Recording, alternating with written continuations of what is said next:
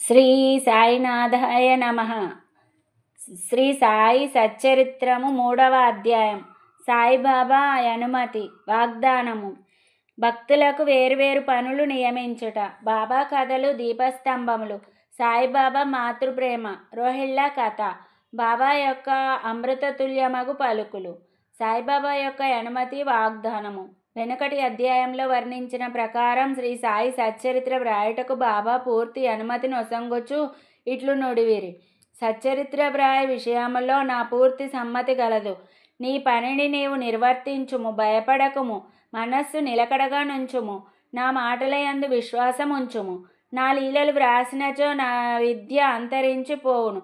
శ్రద్ధాభక్తులతో వానిని వినిన వారికి ప్రపంచమందు వ్యామోహం క్షీణించును. బలమైన ప్రేమ భక్తి కెరటములు లేచును. ఎవరైతే నా లీలలలో మునిగెదరో వారికి జ్ఞానరత్నములు లభించును. ఇది విని రచయిత మిక్కిలి సంతసించెను. వెంటనే నిర్భయుడయ్యను. కార్యము జయప్రదంగా సాగునను ధైర్యం కలిగెను. అటు పైన మాధవరావు దేశపాండే వైపు తిరిగి బాబా ఇట్లనెను. ప్రేమతో నా నామమును ఉచ్చరించిన వారి కోరికలన్నీ నెరవేర్చెదను. వారి భక్తిని హెచ్చించెదను. వారిని అన్ని దిశలందు కాపాడెదను. ఎవరైతే మనపూర్వకంగా నాపై పూర్తిగా ఆధారపడి ఉన్నారో వారి కథలు వినినప్పుడు అమితానందమును పొందెదరో, నా లీలలను గానం చేయు వారికి అంతులేని ఆనందమును శాశ్వతమైన తృప్తిని ఇచ్చేదనని నమ్ముము. ఎవరైతే నన్ను శరణు వేడెదరో, భక్తి విశ్వాసములతో నన్ను పూజించెదరో, నన్నే స్మరించెదరో, నా రూపమును తమ మనస్సును నిలుపుకొనెదరో వారిని దుఃఖబంధముల నుండి తప్పింతును. ప్రాపంచిక విషయములన్నింటినీ మరచి నా నామమునే జపించుచు, నా పూజనే సల్పుచు, నా లీలలను చరిత్రమును మననము చేయుచు ఎల్లప్పుడూ నన్ను జ్ఞప్తి అందుంచుకొని వారు ప్రపంచ విషయములందెట్లా తగులుకొందురో వారిని మరణము నుండి బయటకు లాగెదను. నా కథలు వినినచో సకల రోగములు నివారింపబడును. కావున భక్తి శ్రద్ధలతో నా కథలను వినుము. వానిని మనమున నిలుపుము. ఆనందమునకు తృప్తికి నిధియే మార్గము. నా భక్తుల యొక్క గర్వాహంకారములు నిష్క్రమించును. నా లీలలు వినువారికి శాంతి కలుగును. మనఃపూర్వకమైన నమ్మకం గల వారికి శుద్ధ చైతన్యంతో తదాత్మ్యం కలుగును. సాయి సాయి అను నామమును జ్ఞప్తి అందుంచుకున్నంత మాత్రమున చెడు పలుకుట వలన వినుట వలన కలుగు పాపములు తొలగిపోవును. భక్తులకు వేర్వేరు పనులు నియమించుట. భగవంతుడు వేర్వేరు భక్తులను వేర్వేరు పనులకు నియమించును. కొందరు దేవాలయములు, మఠములు, తీర్థములలో, నది ఒడ్డున మెట్లు మొదలగునవి నిర్మించుటకు నియమితులగుదురు. భగవంతుని లీలలను పాడుటకు కొందరు నియుక్తులగుదురు. కొందరు తీర్థయాత్రలకు పోవుదురు. సచ్చరిత్ర రచన నాకు నియమింపబడినది. విషయ జ్ఞానం శూన్యమగుటచే నీ పనిని నా అర్హతకు మించినది అయినచో ఇంత కఠినమైన పని నేనెందుకు ఆమోదించవలెను? సాయిబాబా జీవిత చరిత్రను వర్ణించగల వారెవ్వరు? సాయి యొక్క కరుణయే ఇంత కఠిన కార్యంను నెరవేర్చు శక్తిని నాకు ప్రసాదించినది. నేను చేత కలం పట్టుకొనగానే సాయిబాబా నా అహంకారంను పరిహరించి వారి కథలను వారే వ్రాసికొనిరి. కనుక ఈ గ్రంథము రచించిన గౌరవం సాయిబాబాకే చెందును గాని నాకు కాదు. బ్రాహ్మణుడనై పుట్టినప్పటికీ శృతి అను 2 కండ్లు లేకుండుటచే సాయి సచ్చరిత్రను నేను వ్రాయలేకుంటిని. కానీ భగవంతుని అనుగ్రహం మూగవాణిని మాట్లాడునట్లు చేయును, కుంటివాణిని పర్వతం దాటునట్లు చేయును. తన ఇచ్ఛానుసారం పనులు నెరవేర్చుకొను చాతుర్యము ఆ భగవంతునికే గలదు. హార్మోనియమునకు గాని వేణువునకు గాని ధ్వనులు ఎట్లు వచ్చుచున్నవో తెలియదు. అది వాయించు వానికే తెలియను. చంద్రకాంతం ద్రవించుట, సముద్రం ఉప్పొంగుట వాని వల్ల జరగవు. అవి చంద్రోదయం వల్ల జరుగును. బాబా కథలు దీపస్తంభములు. సముద్ర మధ్యమందు దీపస్తంభములుండును. పడవల వైపు పోవువారు ఆ వెలుతురులో రాళ్ళు రప్పల వల్ల కలుగు హానులను తప్పించుకొని సురక్షితంగా ప్రయాణింతురు. ప్రపంచమను మహాసముద్రంలో బాబా కథలను దీపములు దారి చూపును. అవి అమృతం కంటే తీయగా నుండి ప్రపంచ యాత్ర చేయు మార్గమును సులభముగాను సుగమముగాను చేయును. యోగీశ్వరుల కథలు పవిత్రములు. అవి మన చెవుల ద్వారా హృదయమందు ప్రవేశించినప్పుడు శరీర స్పృహయును, అహంకారమును, ద్వంద్వ స్వభావములను నిష్క్రమించును. మన హృదయమందు నిల్వయుండిన సందేహములు పటాపంచలైపోవును. శరీర గర్వం మాయమైపోయి కావలసినంత జ్ఞానం నిలువ చేయబడును. శ్రీ సాయిబాబా కీర్తి వర్ణనలు ప్రేమతో పాడిన గాని వినిన గాని భక్తుని పాపములు పటాపంచలగును. కాబట్టి ఇవియే మోక్షమునకు సులభ సాధనములు. కృతయుగములో శమదములు అనగా నిశ్చల మనస్సు శరీరము, త్రేతాయుగంలో యాగము, ద్వాపర యుగంలో పూజ, కలియుగంలో భగవన్ మహిమలను నామములను పాడుట మోక్ష మార్గములు. 4 వర్ణముల వారు ఈ చివరి సాధనమును అవలంబించవచ్చును. తక్కిన సాధనములు అనగా యోగము, యాగము, ధ్యానము, ధారణము అవలంబించుట కష్టతరము. కానీ భగవంతుని కీర్తిని మహిమను పాడుట అతి సులభము. మన మనస్సును మాత్రం అటువైపు త్రిప్పవలెను. భగవత్కథలను వినుట వలన, పాడుట వలన మనకు దేహాభిమానం తొలగిపోయి అది భక్తులను నిర్మోహులుగా చేసి తుదకు ఆత్మ సాక్షాత్కారం పొందినట్లు చేయును. ఈ కారణం చేతనే సాయిబాబా నాకు సహాయపడి నాచే ఈ సచ్చరితామృతమును వ్రాయించెను. భక్తులు దానిని సులభముగా చదవగలరు, వినగలరు. చదువునప్పుడు వినునప్పుడు బాబాను ధ్యానించవచ్చును. వారి స్వరూపమును మనస్సునందు మననం చేసుకునవచ్చును. ఈ ప్రకారం గురువునందు తదుపరి భగవంతుని యందు భక్తి కలుగును. తుదకు ప్రపంచమందు విరక్తి పొంది ఆత్మ సాక్షాత్కారం సంపాదించగలుగుదుము. సచ్చరితామృతము వ్రాయుట, తయారు చేయుట బాబా యొక్క కటాక్షం చేతనే సిద్ధించినవి. నేను నిమిత్త మాత్రుడుగానే ఉంటిని. సాయిబాబా యొక్క మాతృ ప్రేమ. ఆవు తన దూడను ఎట్లు ప్రేమించునో అందరికీ తెలిసిన విషయమే. దాని పొదిగెల్లప్పుడూ నిండియే ఉండును. దూడకు కావలసినప్పుడెల్లా కుడిచినచో పాలు ధారగా కారును. అలాగుననే బిడ్డకు ఎప్పుడు పాలు కావలెనో తల్లి గ్రహించి సకాలమందు పాలిచ్చును.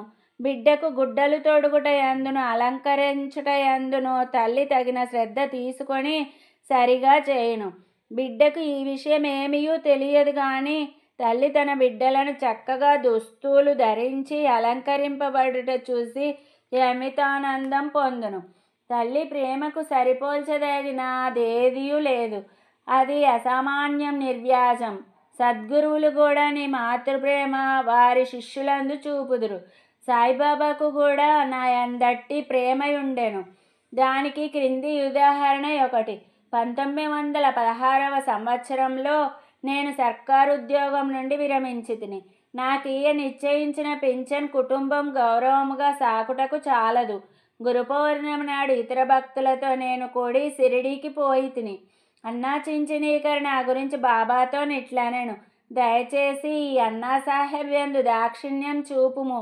వానికి వచ్చు పింఛను సరిపోదు. వాని కుటుంబం పెరుగుచున్నది. వానికి ఇంకేదైనా ఉద్యోగం ఇప్పించుము. వాని ఆతురతను తీసి నిశ్చింతను కలగచేయుము. అందులకు బాబా ఇట్లు జవాబిచ్చెను.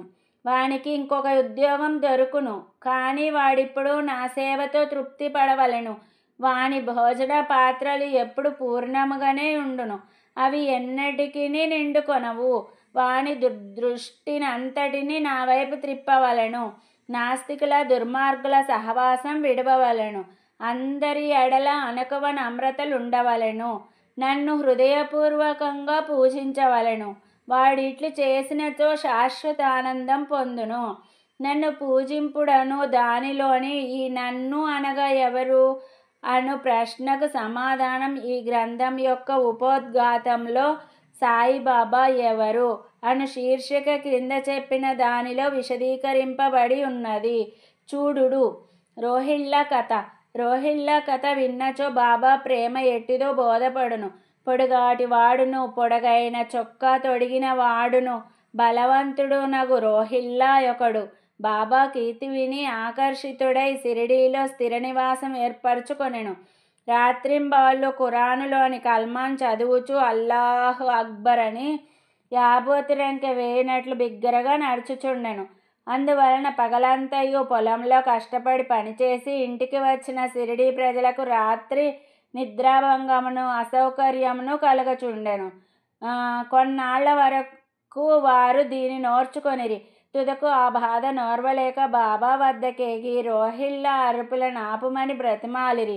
బాబా వారి ఫిర్యాదును వినకపోవుటచే కాక వారిపై కోపించి వారి పనులు వారు చూచుకొనవలసినదే కానీ రోహిల్లా జోలికి పోవద్దని మందలించిరి. రోహిల్లాకు ఒక దౌర్భాగ్యపు భార్య గలదనియో ఆమె గయ్యాలి అనియో ఆమె వచ్చి రోహిల్లాను తనను బాధపెట్టుచున్నదనియో రోహిల్లా ప్రార్థనలు విని ఆమె ఏమీ చేయలేక ఊరకయుండుననియు బాబా చెప్పాను. నిజముగా రోహిల్లాకు భార్యయే లేదు. భార్య అనగా దుర్బుద్ధి అని బాబా భావం. బాబాకు అన్నిటికంటే దైవ ప్రార్థనలందు మిక్కుటమాగు ప్రేమ. అందుచే రోహిల్లా తరపున వాదించి ఊరిలోని వారి నోపికతో నోర్చుకొని ఆ అసౌకర్యమును సహింపవలసినదనియు నది త్వరలో తగ్గుననియు బాబా బుద్ధి చెప్పాను. బాబా యొక్క అమృత తుల్యమగు పలుకులు. ఒకనాడు మధ్యాహ్న ఆరతి అయిన పిమ్మట భక్తులందరూ తమ తమ బసలకు పోచుండిరి. అప్పుడు వారికి బాబా ఈ క్రింది చక్కని ఉపదేశం ఇచ్చిరి. మీరెక్కడనున్నను ఏమి చేయుచున్నను నాకు తెలియనని బాగుగా జ్ఞాపకం ఉంచుకొనుడు. నేనందరి హృదయముల పాలించువాడను, అందరి హృదయములలో నివసించువాడను. నేను ప్రపంచమందు గల చరాచర జీవకోటిని ఆవరించి ఉన్నాను. ఈ జగత్తును నడిపించువాడను. సూత్రధారిని నేనే, నేనే జగన్మాతను. త్రిగుణముల సామరస్యమును నేనే, ఇంద్రియ చాలకుడను నేనే, సృష్టి స్థితి లయ కారకుడను నేనే. ఎవరైతే తమ దృష్టిని నా వైపు త్రిప్పెదరో వారికి ఏ హాని గాని బాధ గాని కలగదు. నన్ను మరచిన వారిని మాయ శిక్షించును. పురుగులు, చీమలు తదితర దృశ్యమాన చరాచర జీవకోటి అంతయు నా శరీరమే, నా రూపమే. ఈ చక్కని అమూల్యమైన మాటలు విని వెంటనే నా మనస్సులో ఏ నౌకరి కొరకు యత్నించక గురుసేవలోనే నిమగ్నమగుటకు నిశ్చయించుకొంటిని. కానీ అన్న చించినీకర్ ప్రశ్నకు బాబా చెప్పిన సమాధానం నా మనస్సునందుండెను. అది జరుగునా లేదా అని సందేహం కలుగుచుండెను.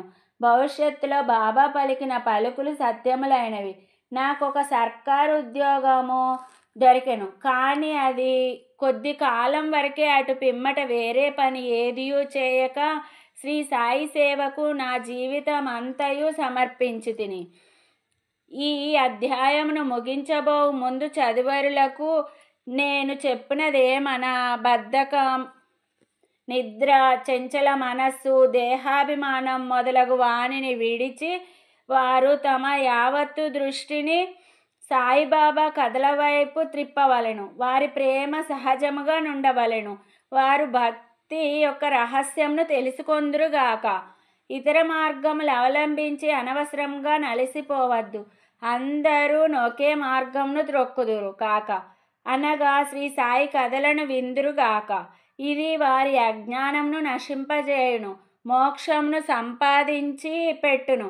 లోబి ఎక్కడనున్నప్పటికీ వాని మనస్సు తాను పాతిపెట్టిన సొత్తునందే ఉండునట్లు బాబాను కూడా నెల్లరు తమ హృదయములందు స్థాపించుకొందురుగాక. 3వ అధ్యాయం సంపూర్ణం. శ్రీ సద్గురు శ్రీ సాయినాథార్పణమస్తు. శుభం భవత్. Thanks for watching Devotional Updates channel. Please like, share and subscribe to this channel for more updates. Thank you.